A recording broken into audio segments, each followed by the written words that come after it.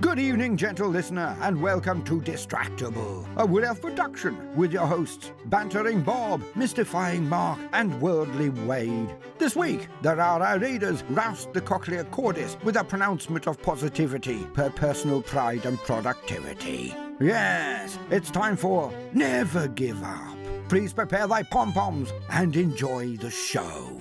Hello and welcome to the Distractible podcast. Thank you all so much for joining us this week. We have a lovely discussion because I am the host. I won last week, and therefore I will bring my talents at coming up with an incredible topic for you all to hear the discussion of, with which we'll participate in Bob and Wade. Oh, damn, I have to cheer. Thanks. Hey, thanks. Thanks for that intro. You're welcome, Bob. Oh, I cheered for you too on it. I thought we were cheering, but they were cheering for you. Go Bob! Yeah, it happens. I'm used to it. Mm-hmm. Well, how are you guys doing this fine week? Pretty good. Fine. Mm-hmm. Yeah, not bad. Good. We've reached the cool season in Northern California. That's nice. It's cool out now. Yeah, it was kind of crap because it was like the past few days, it's been dipping down to like 50, and then it'll go up to 80, 90, and then it'll dip back down to 50 again. It's just like really unsure of itself, this weather. Yeah, we dipped down to 52 this time of year. And then down to 40, and then down to 30. Yeah. It just really keeps dipping. We actually had snow flurries once. They didn't stick at all, but definitely was snow coming down. Mm-hmm. I mean, it is the middle of November. Oh. I mean, it is whenever this episode came out. Yeah, whenever it did. Who knows when it did? I don't know. We record these the day before. Everyone knows that. Yeah, that's just fresh material. You ever see someone get really mad when they discover that something was recorded way before it actually comes out? Yes. They're just like super offended, like, oh, what? Yeah. We're all being fooled. They're trying to pull the wool over our eyes. It's that that guy from Family Guy. They figured out, and they're like, "Oh, you're just a big phony." Hey, everybody, this was recorded a month ago. These guys are phonies. Yeah. You're wearing the same outfit in part 2 that you wore in part 1. Yeah, they recorded at the same time. Oh. Unbelievable. Unbelievable. Hate to tell you. Wait till they hear about movies. God. This was recorded a year ago? I wanted a new movie, not an old one. Anyway. You know who you are out there. Yeah, you know who you are. Shut up and sit down. Anyway, I have a story that's going to kick off today's discussion, and I think you guys are going to find where it's going as soon as I tell you about it. You're going to tell us a story all about how? Yes. Okay. Anyway, it's an inspirational story, one that really touches the heart and soul of everyone who will hear it. In a world full of darkness and cynicism, all 37 puppies were found alive. Sometimes a shining beacon of light can shine through. The Olympic gold medalist sold his medal to buy food for the hungry, which was him. Better than okay. This is the greatest good. Man crashes airplane 7 times in 4 different states in only 7 days. I know exactly where this is going. Inspirational. You were right. I'm with you. Heartwarming. How could you pick such an obvious topic? Florida man gets his hand behind the wheel. No. This is you're looking at it the wrong way. Oh, okay. Right? Because he survived, I think. I'm pretty sure. The point is, it's a story of perseverance, of overcoming all naysayers who told you, don't fly that plane. For God's sake, stop flying that plane. And this man just kept going because he believed in himself, and he continued to crash that plane 7 times in 4 different states in 7 days, all of which ended with a final crash at the bottom of Lake Michigan. This is a solo or small plane, right? This isn't like he was flying a Delta Boeing 747 or whatever. No. Small It's plane. the experimental bouncy jetliner. It was an amphibious airplane called a Seawind 3000. Okay. Okay. That sounds adorable. Yeah. Okay. So this man went to California to check the beautiful aircraft that had not been Is flown. he from Florida? I would only imagine, but he went to California to maintain ownership of it. So basically, the aircraft had a total of 20 hours of flying time in its life. When he got it, it hadn't been flown. The first crash happened while attempting to land after a test flight in California. The landing gear was still up, so he forgot to put it down. It banged up the plane pretty good, but no one was injured. The second crash was from when the engine stalled, causing the plane to come down hard beside a runway in New Mexico, taking out a sign and runway lights. Again, no injuries. Crash number 3 3 took place in the same airport as crash number 2. However, it's unclear exactly what happened. I imagine the record keeping, when they tried to write it down, they were like, oh, this already happened. We don't need any more details about it. No, separate crash. Crash number 4 happened after attempting to leave New Mexico. So he's gone from California to New Mexico, and he crashed twice there. And then he was up in the air for a couple more hours when the left wing hinge tab was stuck and the plane was pitching straight upwards. It took all of the pilot's strengths to control the aircraft and 4 attempts to land, in which he did in Nebraska in a crash. God. So come to find out, crashing your plane 3 times might make it have some issues for the 4th flight in a week. There's no record of any repairs occurring between. I'm sure he looked at it and was like, it's fine, I'll buff out. Crash number 5, after repairs. So we did repair it after crash number 4. Oh, there was a 5th crash. Okay. There's 7. Jesus. There's 7 crashes. That's what I said in the beginning of this week. Yeah, he did open with that. That was the first thing. Oh my God. I somehow blanked out and thought maybe it was limited to 4. No. Okay, so after he repaired, he performed a test flight that ended in another crash in Nebraska. So the test did not go well. That's a fail. That's a fail of the test, I think. Yeah. Well, it didn't stop him. You know, when you fail a test, what do? You get back on the plane. You get back on that You plane. never stop getting on the plane. You look at the person's test next to you and you try to copy their answers. Yeah.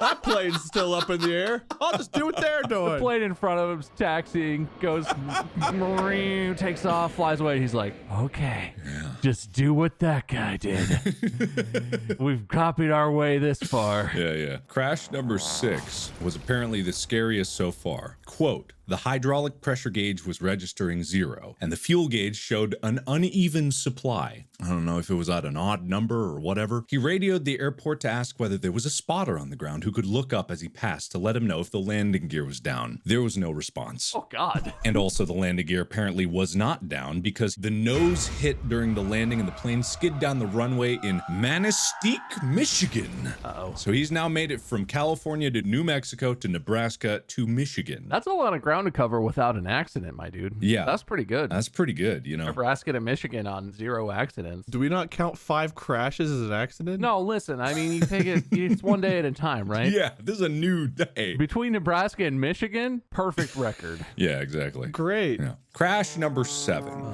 God. This week-long nightmare. This all took place in a week, right? I did say that at the beginning, 7 days, but I also blanked out about that. This week-long nightmare ended on the 4th of July in Lake Michigan. Since the Seawind 3000 had so many recent issues with the landing gear deploying, the pilot promised the FAA that he would keep the landing gear down for his 25-minute flight. I promise I'll keep it down the whole time. He did not know when he made that promise that he would be doing an emergency water landing due to the wing flaps not responding. Oh, no. The landing gear caused the plane to go vertically into the water nose first. Somehow, he remained uninjured once again. However, the plane that should have been able to float is now at the bottom of Lake Michigan. God. It's all right. We're going to take an aquatic takeoff, everyone. Board up. Put on your scuba diving gear. It's time to go. 8th time's the charm, they say. Yeah. Whatever the opposite of buying a lottery ticket is what that dude needs to do. It's called for a life little while. insurance. Yeah. You really used up a lot of luck, I think. Yeah. So what do you guys take from this? What core message do you hear from this story? The FAA is not as tight with their regulations and standards as one might hope, and I'm a little scared to fly my next commercial flight, even though I know it's a whole different world of aviation. Like, you have one crash, and like if I remember right, the first one, the landing gear was just messed up. Like that, it's just the mechanical fault. You have that. Someone from the FAA had to get that report and be like, damn, that's too bad. Well, he'll fix it. Yeah, like, okay. Like, he's okay. That's fine. Nobody got hurt. And then like the second one happened, like, back to back. Something's up with this dude or this plane. But like, you know, he's just working it out. He's got his pilot's license, I assume. You know, but like at some point between, I don't know, past accident 4, FAA guy gets the report and is like, no. How did he get it back in the air? This doesn't even say he made repairs on it. Gosh, somebody needs to stop this guy. Shouldn't that be you? Yeah. FAA? At some point after 3 to 4 accidents, shouldn't you be like, maybe cool it. Maybe you don't fly for a month. Maybe have a professional fix that airplane you keep crashing. Yeah, Make sure it's good. Yeah. And you stay on the ground. Rent a car. I don't know. I think it all is because it took place in a week, so they had no time and they were just like reeling from what was happening. You know, you think the air traffic control towers, like ahead of them, were hearing rumors of this rogue plane. It's like a horror story. Like, you better give correct commands, or the Sea Wind 3000 will come and crash into your tower. It's like something you tell children when they're going to bed. I don't know how this plane is allowed to take off after crashing like once or twice. I mean, some amount of damage has to be done. That's a big, heavy thing scraping against the ground. Yeah, it's fine. Clearly not. And how okay, I got into one accident all year, and like still in my mind, whenever I'm driving on the road, I'm like looking around at semis and stuff. This guy, what is wrong with him, or right, I guess, to go through this Right. and like be like, man, I could have died. Yeah. All right, well, time to take off again. And then you still don't learn to use your goddamn fucking landing gear? Yeah. Hey, there was mechanical faults, and so I will say the name belies this a little bit. It's a hybrid water and land capable plane, okay? And it's not what you'd think. If you look up a picture of a Sea Wind 3000, I would not have ever guessed that this is how an airplane would be assembled. The engine and propeller are mounted on, like, you know, like the top back wing, Oh, I the like see. vertical wing at the back of the It's like plane. a scorpion. But so I can totally imagine. So that means the bottom of the plane is like basically a boat, right? And it has little things on the wings to keep it upright. Yeah. So, you know, it just scratched it up a little, I'm sure. I'm sure. But I can totally see how this thing could land with no landing gear. And then you just like, I'm not sure how you get the landing gear up once it's on. I guess you get a forklift or something. I don't know. I have no idea. Dude, aviation is freaky. Yeah. So I watch a lot of like car guys on YouTube, and I watch some aviation people who like have their own private planes and fly stuff. With cars, it scares me a little when guys work on it, but like it can only be so bad, right? Yeah. Like a lot of the car guys I watch who work on their own stuff, if they race at tracks with, you know, medical responders and safety people. And if they're not racing, they're a relatively responsible driver. They're not like going out and driving 180 miles an hour on the highway in a car that they built themselves or whatever. But like I watch people who do that with airplanes, and they're not, you know, like the car guy, right? Like the greased up hands, like in his garage, like he's like, I'll just slap it together, some duct tape. The airplane guys are the same way. There's no way. Like, does the FAA, are they cool with that? Is that allowed? Is that, because if a car fails, even if you're like going down the highway and your brakes fail or some catastrophic thing, you can steer off the road and try and hold it, and it's kind of dangerous, but it's mostly dangerous for you, hopefully. If you're in an airplane, there's no version of flying that's not dangerous. There's no version of flying where like you're in the air and one of your ailerons stops responding or your engine starts sputtering and you're like, I'll just turn it into the ditch.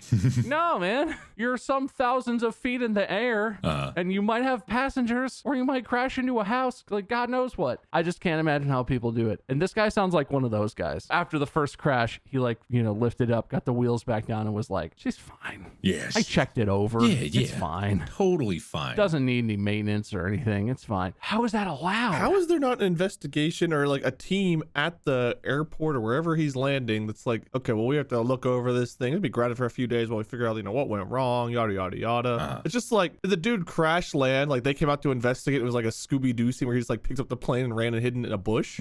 Like how 7 times in a week? Yeah, exactly. So the reason I brought up this story, and I think you've all gleaned the understanding, is that you should never give up. Sure. So I want stories No, you should. of you guys. You should. I want stories of you guys or of things that you know and have found on the internet of situations where someone has never given up, even if it means they end in glorious failure. They never quit. They always followed their dreams. I don't care if they reach success or miserable, unending disappointment. I want those stories. Perseverance. I like it. I'm only finding positive stories about refusing to quit, but I don't know if that's what I'm looking for. I'm trying to think. I usually am smart enough to give up. I've never tried to do anything. Come on, guys. Come on. Why start now, Bob? I'm looking. I'm trying to get over the trauma of understanding that story is real and that pilot's able to keep his license, and that plane is able to take off. Mm-hmm. You crash your car, and there's like police and a tow truck and all that kinds of stuff that show up. You crash a plane, it's just like, you could just walk it off, Tim. Radio tower checks in. You all right? Yeah, I'm fine. You know, I will also accept whatever the hell Never Give Up makes you think of. That's also an option. Makes me think of Galaxy Quest. Never give up, never surrender. Mm-hmm. You said those in 2 different accents. The first one was like the guy, the alien guy, and then the second one was like Tim Allen. Tim Allen. Never give up, never surrender. I may have brought this up to you guys, but this is unrelated. Have you seen Doom, but everything is Tim Allen? Doom? No. Like the game? The game Doom, but every image is replaced with a skewed image of Tim Allen's face, and every sound is replaced with a version of him going, ooh? I gotta find Every this. bullet, every enemy, Doom, but Tim Allen. Okay, wait. Doom, but Tim Allen. It's amazing. Will, you have to look up the video Doom but Tim Allen and replace some of the audio from that into this, because no one will be able to appreciate it visually unless they look it up themselves. But the audio is just even the bullets, even the muzzle flash. Every sound is a grunt. It's everything. Oh, wow. It's amazing. Who put this much work into this? Good God, it's incredible. Even the fire. Oh my God, everything. Everything. I gotta stop listening to that. It's gonna break my brain. God, I love shit like that. Today, with games, like, it's so much harder to mod things like that. Whereas, like, before, like, I used to go to modding sites all the time just to see what stupid, funny mods that people could make. Like, Scientist Slaughterhouse for Half-Life 1 is, like, one of my favorite mods just because it's so ridiculous and funny. And then there was a sound packs, too. Just, like, anything that replaces the sound in a game, just like that is so goddamn funny. I've got another one if you guys are having trouble. I mean, I've got some stuff. Yeah? I guess I've got a couple things. I guess I could just go. Yeah, no, if you go. want me to. Yeah, go. Yeah, you can go for it. I got a couple things. Okay. I guess I mean, this is exactly the plain guy story. It's exactly the kind of story that I like, because it's so satisfying to me to see, like, I don't know, what's the right word? Like, just complete failure. Like a fully fleshed out failure. Yeah. The fact that the plane sunk to the bottom of the lake is the best way that could have ended, aside from everything going fine and, like, him, you know, maybe overcoming some obstacles. Nah, whatever, not that. succeeding. Whatever. That's boring. Yeah. Success is boring. People who persist and succeed are boring. But this, like, okay, I have another story. I wish it was about me, because I love this dude's chutzpah. But there's this man, we'll call him Troy. He was in his early 20s. He was out hiking. He was attacked by a bear, which is crazy. And I don't know exactly how he responded to the bear. Ultimately, came out unharmed, which is a miracle. I'm pretty sure if I was attacked by a bear, I would die and get eaten. Yeah. This dude, whatever he did, worked, fought the bear off, escaped. I don't know. This experience, though, sparked an interest in him that he would say he's trying to study the bears to learn how to be safe in an environment where bears are around. And he's trying to study, you know, like what if this happens again? What should people do? I got lucky, but how can I learn from my experience? He would tell you, he went on to study bear safety and look into that as a sort of research. Yeah. What would you think he did? Live with bears. Sure.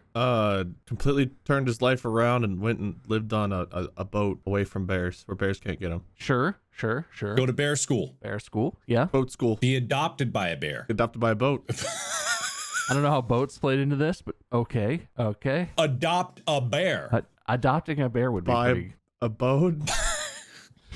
You really gotta find the right words, Wade. You gotta stay away from the bears. They can't get you on a boat. Bears can swim.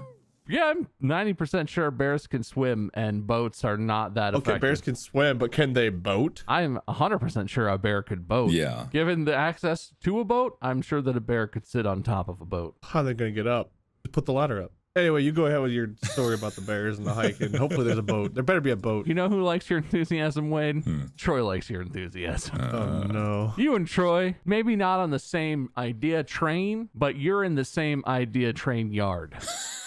Because this man, when he says he's studying bear safety, what he means is he's trying to figure out a way for him to be able to beat the shit out of a bear with his bare hands. Right. Pun intended. Right. Naturally.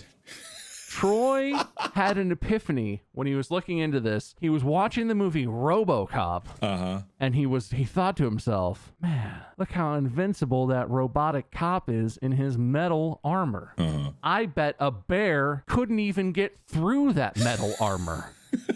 I bet that is the best thing you could do to protect yourself from a bear. God damn it, if Troy didn't spend the next 7 years and over $150,000 actual dollars constructing not one, not two, not three, but 5 versions of a suit of bear armor. He wasted hours and hours welding, soldering, hammering, whatever, slapping together a suit of bear armor. He got to Mark 5. He almost lost his wife and son over this. Almost. He spent all of his money, no savings, no retirement account. The thing looks like what someone in a science fiction movie who's living in a scrapyard would make if they had to do a final boss fight of some sort. And they made, like, it looks shoddy. It looks questionable. Sure. But you know how Troy figured out that it worked? How? There's only one way to test bear armor. You fight a bear. I should have known. What am I, stupid? Of course. Okay, no, well, Troy's smarter than that. I misled you. Oh, Troy's smarter all than right, that. then never mind then. What is like a bear, but easier to find? Frogs. Deer. That's stupid. No. Wait. Polar bear. Raccoon. Wrong. okay. You're never going to get there. It's bikers. Obviously. Oh.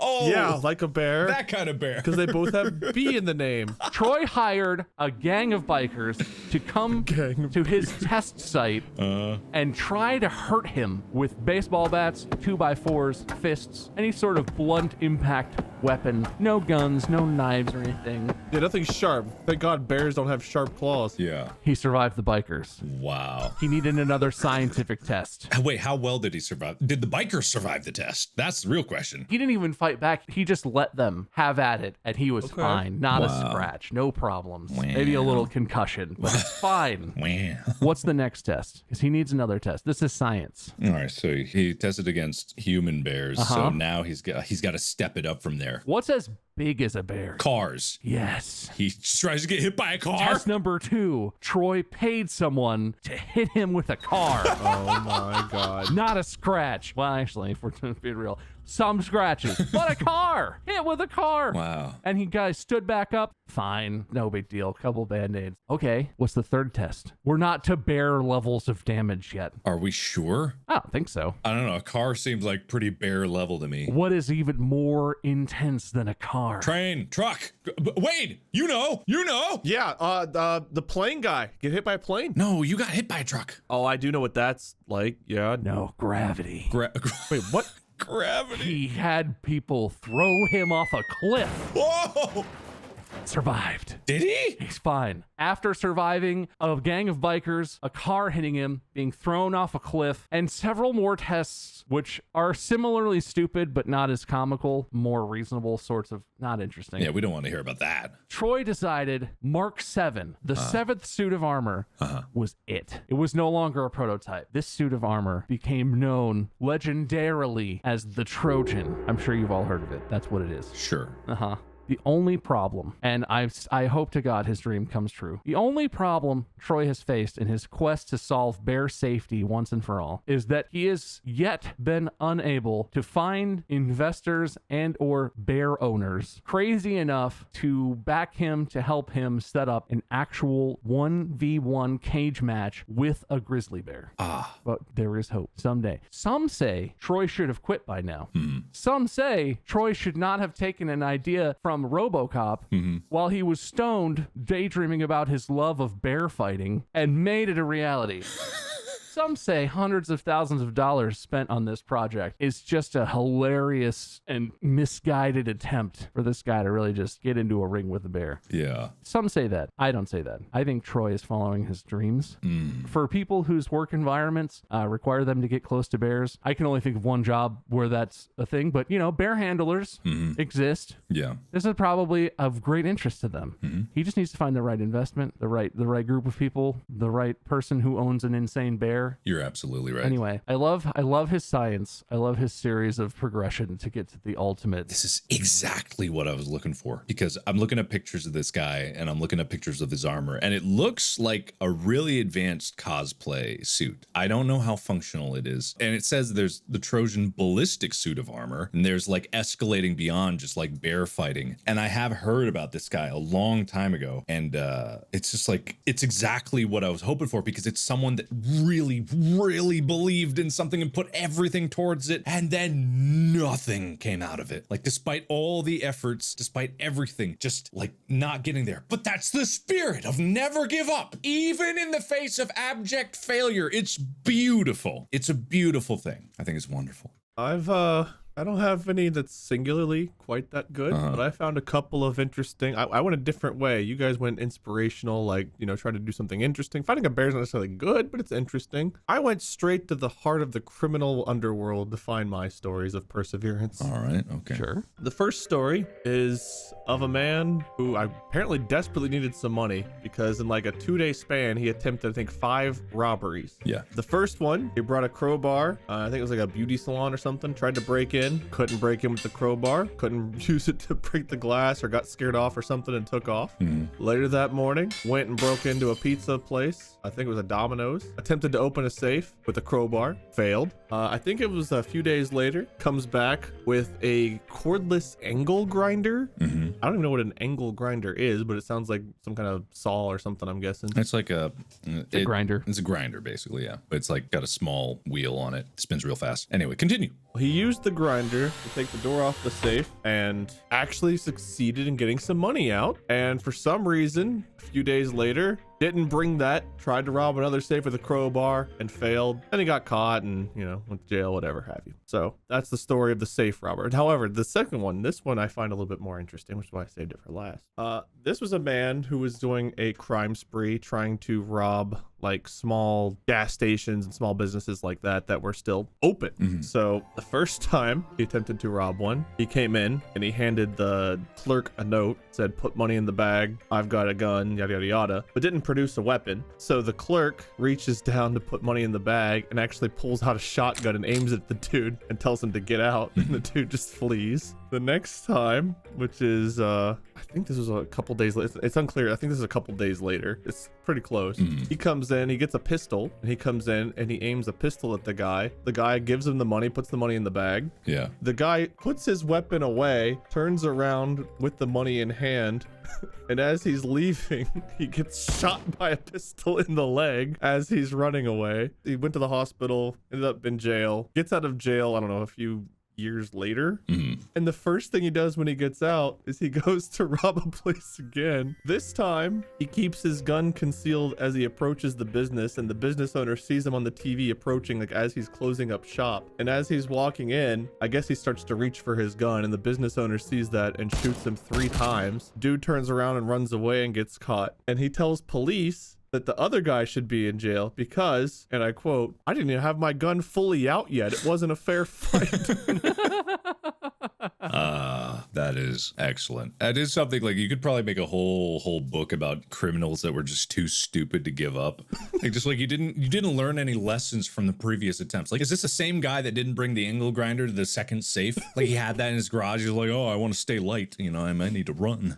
You've already been in prison for this, and the first thing you do when you get out of prison is you go back to a place where you're maybe gonna get a few $100. Like, I don't know about you guys, but every time I had to work retail, we were only allowed to have so much money in our like cashier thing, and it wasn't much. Yeah. And it's like, is that few $100 worth that prison time? And the lesson, not that I want to encourage criminals here, but the lesson wasn't to keep your gun concealed longer at the beginning. It was to not conceal it after you got the money. And for your excuse to be that the other dude committed the crime because he stopped you from the robbery ahead of time. Like, what? Yeah. He had all these years. He was in prison for years, and the lesson learned. Oh man, it hurts. Humanity hurts. No, it's beautiful. It's inspirational. It's someone that absolutely never gave up. It's someone who wouldn't quit. It's someone who wouldn't let things get them down, no matter what the circumstances. They couldn't quit. They couldn't quit. It's also like semi-related to addictions. I don't know if you could be addicted to robbing things, but it seems like this guy might be. I know someone who's addicted to robbing things. Who's addicted to robbing things? Young man by the name of Darius.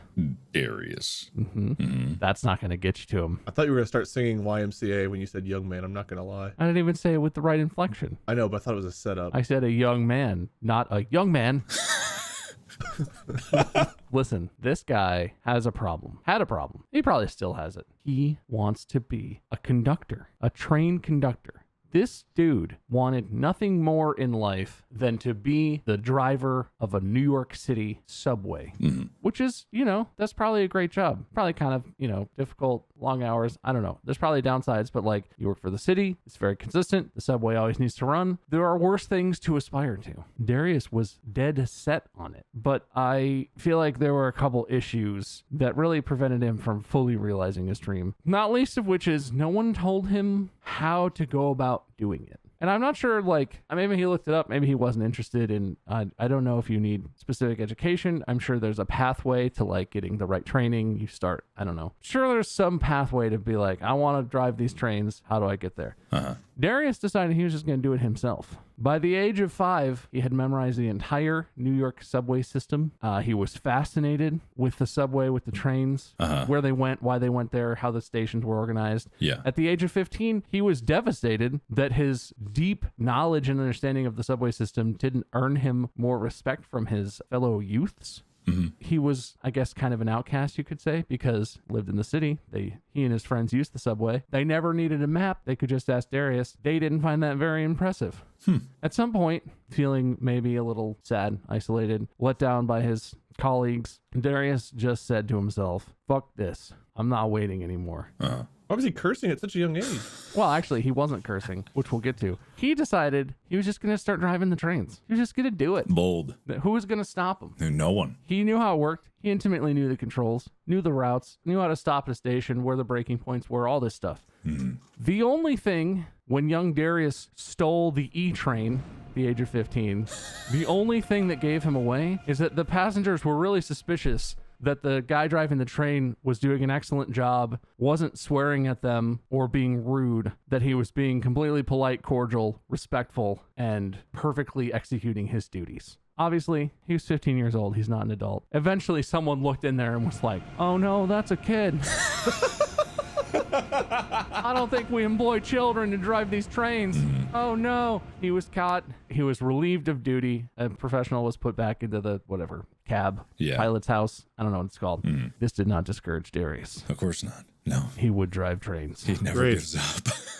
Never, ever gave up. How many trains would you guess young Darius captained during his illustrious non-career for the New York City subway system? 3. Before I answer that question, what year is this? Oh, that's a good point. It's a good point. This took place in the 90s. I do not have a specific year. I'm going to say 4 now that I know it's the 90s. 4. So these are pre-cell phones, pre-smartphones. This is the era of pay phones and so, radio is the main thing. The reason I ask is because less monitoring cameras. I was wondering if people could see him getting there, what kind of automation there was. So there's probably no automation there. So he would be able to slip in wherever there was a spot to slip in, right? So I'm going to guess a bigger number. I'm going to guess he did 30. Well, we're not doing Price is Right rules, so I'm going to have to give it to Mark for being closer.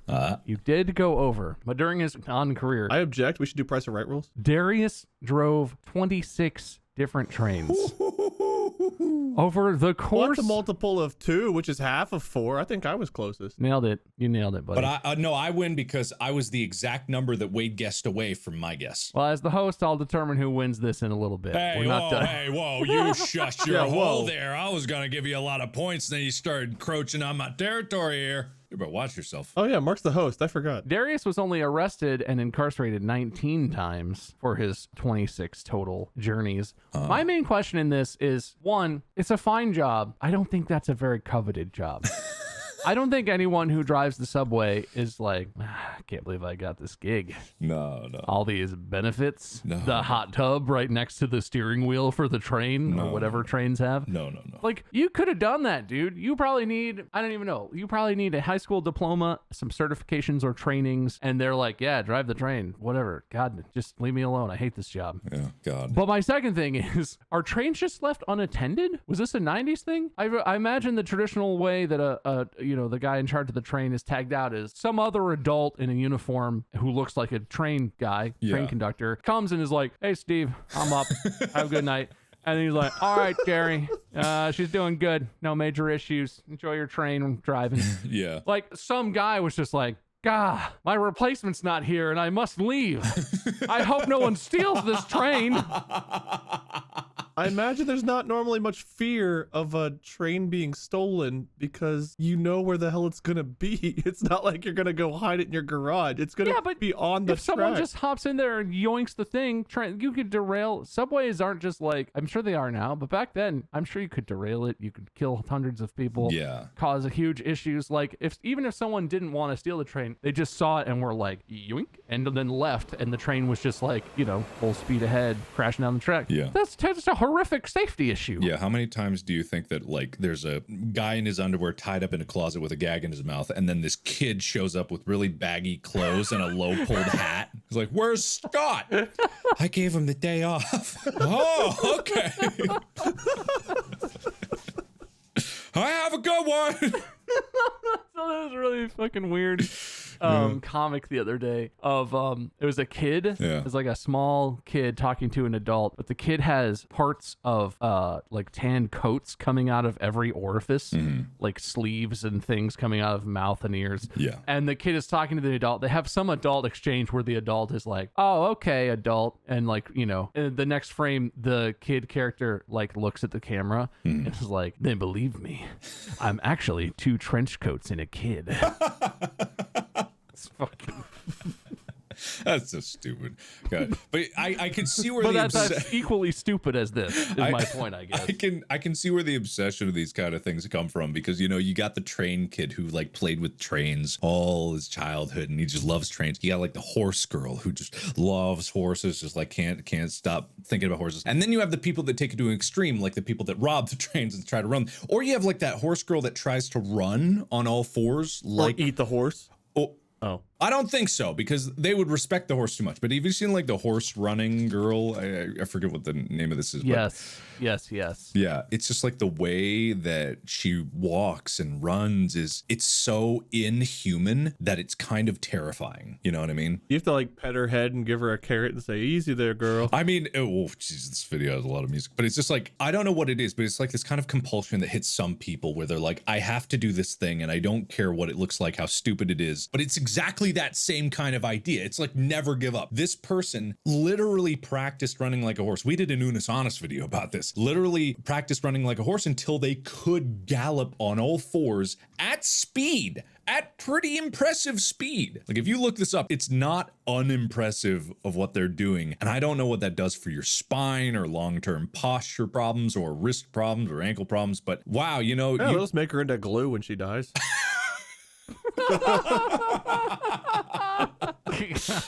But you gotta respect the hustle. You gotta respect the never give up attitude. That's what it's all about. All of us at some point have pursued something incredibly stupid that we know was dumb, or maybe we didn't know it was dumb, but we kept chasing after it until everyone around us were so aghast that we could possibly have the audacity to pursue this inane dream. That's like we all have to have that one dream that is so insane, and only the brave of us actually pursue it. What's that for you? That's a good question. I'm trying to think. I'm sure I have one. I'm trying to think of mine. I'm sure I have one too, yeah. I mean, it was probably me trying to swallow things whole as much as possible, eating raw my entire life, and I just kept going at it. But I don't want to say that because I talked about that already. I'm ambitionless. No dreams, no goals. No dreams, no goals. Just continued existence. Yeah, everyone got real mad when I decided I was going to try and stay alive. Hey, but you know what? You did it. I did. And here you are. I made it. Yeah, here you are. Here you are. I don't know. This makes me feel ambitious, Liz. We've talked about this before. Yeah. I mean, There must be something. There must be something, because it makes me kind of question myself, because like there's so many people that are like so consumed by a dream, and there's things that like I want to do, like I'm trying to learn Korean again really hard, but I don't think I'm as stupid for trying to do that, you know, like as far as like random ass hobbies go. God, you know what? I've What? got one. You got one? Now that I'm an adult, technically, I look back and I question this, not because I question why I did it, but even I think it's a little much. Did you guys ever do midnight game releases? Oh yeah, A couple times, yeah. Oh, absolutely. I specifically remember for Halo 2, I got the special edition, the silver metal tin edition that had like came with some extra features, an extra disc or something, and some documentation, and it came with some other like poster and stuff. And I don't know why my parents put up with this. I think my dad is also kind of a nerd, and so I guess he just got it and was being supportive. But my dad took me as a kid in I think middle school or high school to the midnight release of Halo 2 on like a school night. Hell yeah. To a normal person who's not a gamer, that's probably like cringy, dumb, hilarious, like, oh, look at this loser sort of stuff. Yeah. But even to me now as a gamer, like, I've kind of done that in the age of digital releases. I've totally been like, oh, this game comes out at like, like 1 a.m. my time. Yeah. Maybe I'll stay up and play it for a little bit before before school or something in the morning. But why did I go to the midnight release? I didn't get to stay up all night playing the game. I had school in the morning. Yeah. I literally we got home from that in the car, in the garage, and I was like staring down at, looking at everything I had gotten. We got inside, and then Dad was like, all right, go to bed. Yeah. Damn it. God, that reminds me, like my time in World of Warcraft was kind of like that, where I pursued really dumb things to an extreme. Like there was one time when I spent, I think it was 8 weeks straight that I had to do of doing these fishing quests to get the title of Salty.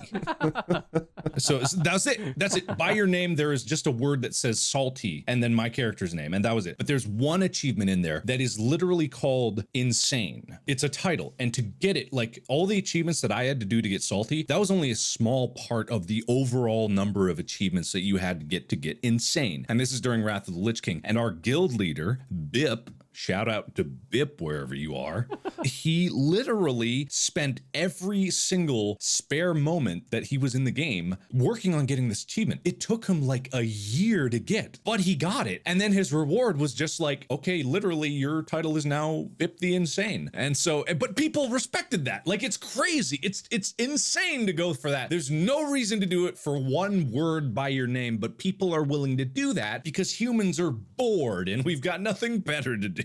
Okay, well, that sounds pretty cool, actually. But That's pretty cool, yeah. that's a long time Yeah. to work on it. Oh, yeah. I spent like 3 days on New World killing turkeys so I could have Turkey Terminator by my name. I mean, that's a small piece of it. That's exactly the idea. 100 pigs and I got Baconator. I still have the title of Baconator. Oh, you got Baconator? Yeah. That's a good title. Turns out there's a place up in, this is not important. There's a place where you can farm pigs really easily later on. But people look at things like that and they always are like, oh, no, that's not worth it. Or I'd have to be crazy to do that. And then someone does it and they are crazy, but they did it. And you have to respect that drive. And for them, there is a reward at the end of it. There is a title. But for some people, they pursue things and there is absolutely no reward for it. You know, no matter how far down the rabbit hole you go, you know, it's just like one of those things where, you know, it's kind of like a dream is only insane until you achieve it, right? Sure. Isn't that kind of like the lesson to be learned here? Like the kind of thing of you don't know when to never give up because you don't know if you're going to succeed, but also if you never give up, then the only way that you fail is by giving up. You may not succeed, but the only way to fail is to give up. And so the idea of just like never giving up, you never give up. You always push forward. So you're saying the day I watch the pay-per-view of Troy versus Wiggles the grizzly bear, Troy will no longer be insane. He'll just be a genius who followed his dreams. Well, about that, I hate to say it, Troy hurt to be died in 2018. So. Oh no, that's sad. What got him? Oh no. It was not a bear that got him. Apparently it was a vehicle accident. So. Oh. Should have been wearing the Trojan. The armor, not the condom. I should have been wearing a condom. He would have been fine. Safety first, everyone. Safety first. 99% protection. Well, that does disappoint a little, but the Trojan exists. It does. Where is the Trojan, and who's going to fight a bear in it? Yeah, That's exactly. the question. That is the question in his honor. They better fight the bear in that armor with an erection and a Trojan condom on, too. Yeah, exactly. If you can maintain the erection throughout the fight, you get bonus points. You get another achievement. You get like a title by your name. Get a title. Just like Troy the Turgid. Yeah. Dude, in England, they have some titles. You can be knighted and whatever. Yeah. I think America should start MMORPG style title systems. Absolutely. There are a series of things you can do to get the title of Bob the Insane officially on your driver's license. Absolutely.